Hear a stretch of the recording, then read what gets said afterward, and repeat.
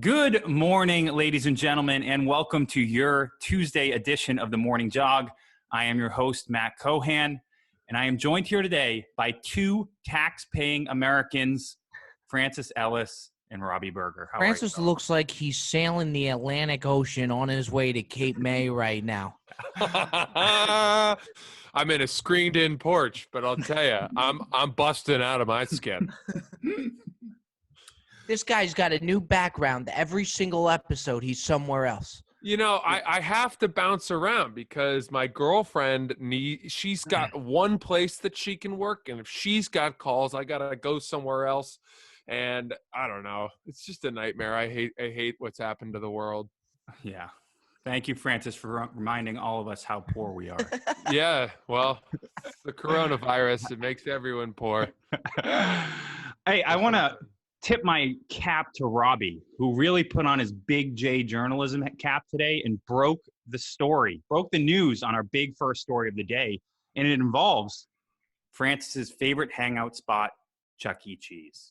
Grubhub users in search of local pizza options stumbled upon a new chain called Pasquale's Pizza and Wings. An inquisitive Philadelphia couple did a quick Google search and revealed that Pasquale's address was the same as their local Chuck E. Cheese.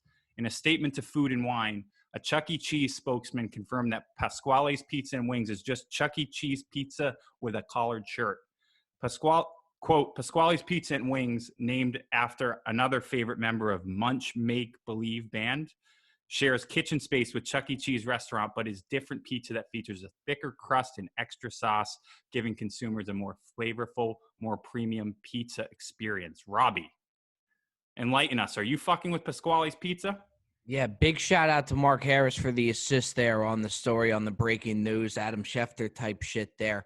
I feel so bad for any family of 4, 5, 7 that decided to have pizza night and went to Pasquale's, which is a great, you would think, Italian name. You think you're going to get a good pizza pie. You talk about a pizza that does not travel well. Chuck E. Cheese pizza did not travel well from the kitchen to the arcade.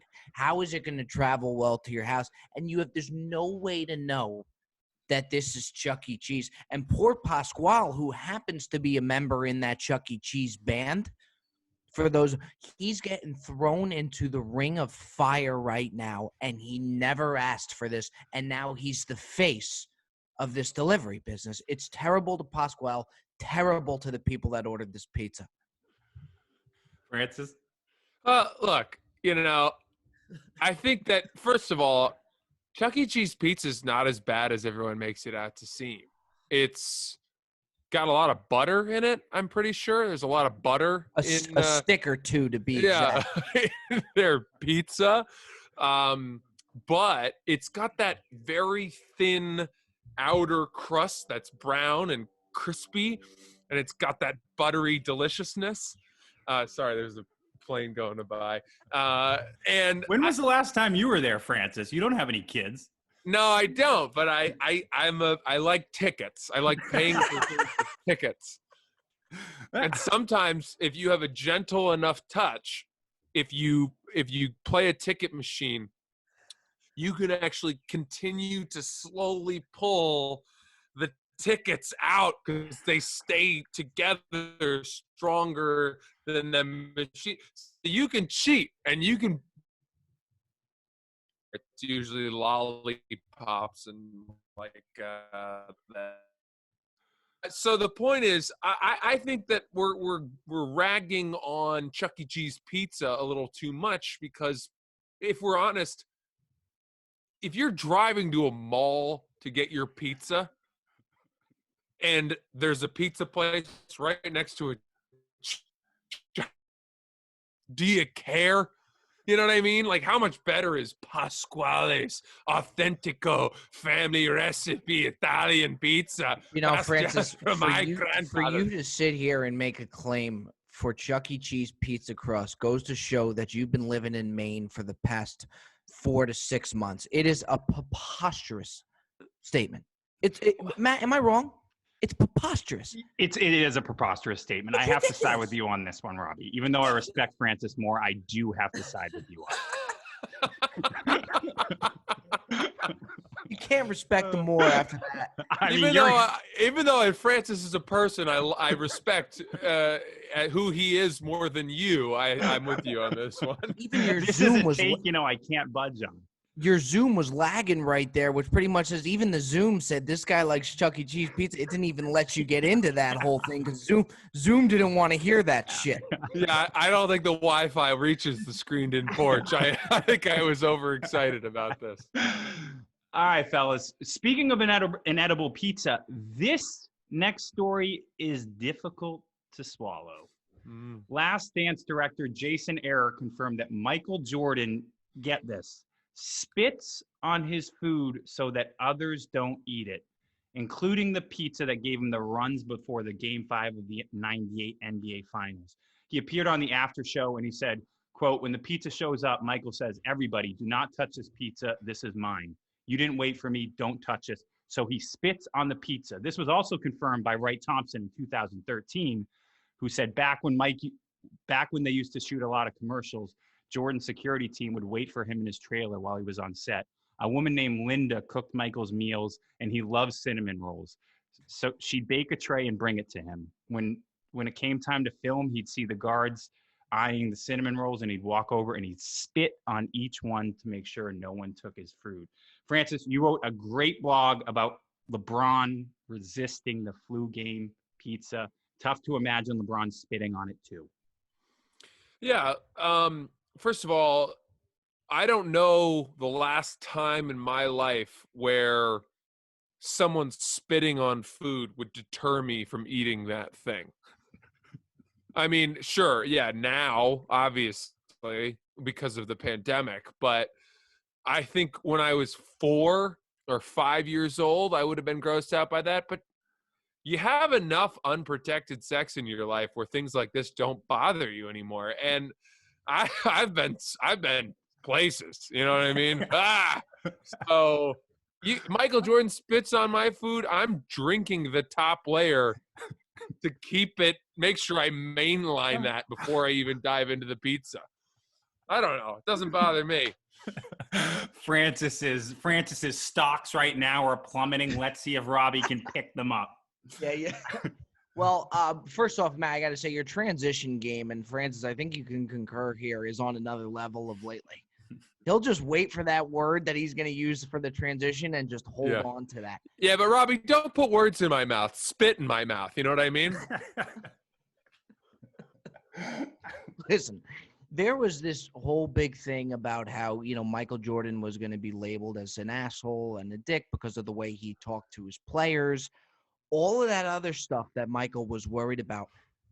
This is what made him a dick.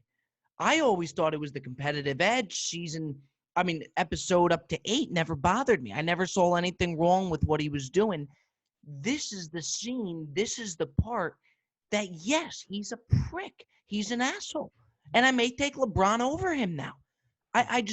This is the scene. This is what he should have been worried about. That's ridiculous. LeBron over Jordan. Francis is right back there. Let me ask you this question, Robbie. Would you rather eat a slice of Jordan Flem pizza or a slice of Pasquale's? Depends how the Jordan Flem pizza traveled. If it was Jordan Flem pizza delivered, I would probably go Pasquale's. But if it was there, I was on scene, I'd go Michael Jordan Flem slice. Yeah, I can't think of a better birthday party than you're playing a little Papa shot at the Chuck E. Cheese, and Pasquale himself comes out and hands you a pie with some glistening MJ spittle on the top. I mean, you're riding high that day. All right, fellas, let's go into our final story.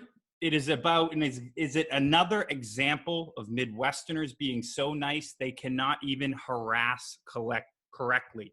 Former Jazz forward Antoine Carr, a.k.a. Big Dog, said he loved playing in Chicago because the people who tried to get in their heads through the tip of their penis. Quote, you'd be in a hotel room the night before a finals game in Chicago, and all of a sudden a Playboy model would show up at your door with a cake. That happened to me more than once. They show up in a trench coat, and when they present you with your cake, the coat comes off, and it's welcome to Chicago.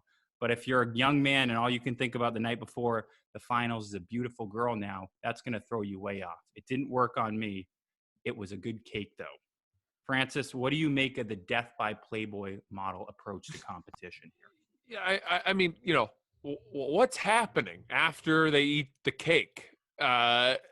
Meaning, is it 12 hours of sex that render the guy incapable of playing basketball the next day? I mean, why not just have one sex and then be like, goodbye, and go to bed at 10:30 wiping cake crumbs off your face? That doesn't sound like it's going to totally remove your ability to play.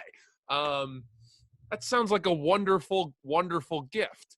But by the way, I want to take a quick left turn. You mentioned, I guess it's the Midwest, but you talked about Utah. Did you notice that Karl Malone came onto the Bulls bus to congratulate them on their win and like walked all the way down and then came back? I thought that was too much. Anyway, so I'm sorry, I'm talking so fast because I'm so cold right now. So to your point, yeah, like Playboy models, why is that a bad thing? Like, why would that hurt his ability to play? I know you made a great point. You can always choose one sex. Like one sex is probably going to help more than hinder. 100% agree. Robbie? Well, yeah, I mean, here's my thing. If you know anything about the NBA and you know what's out there, these guys like to have a good time. And, they're all over the place. They can't keep their dicks in their pants. And that's the known thing with the NBA. So you got to think it had to work on 90% of players here. But the further issue I have with this is this not some sort of prostitution? Yeah. I mean, isn't there a deeper story kind of behind this whole thing? Good laugh. Don't get me wrong. I think it's hilarious. I'm all for it. I love that. I probably would be in the 90 percentile there. But doesn't this go a little deeper? Don't we got to kind of look into the guy that's sending these girls out there?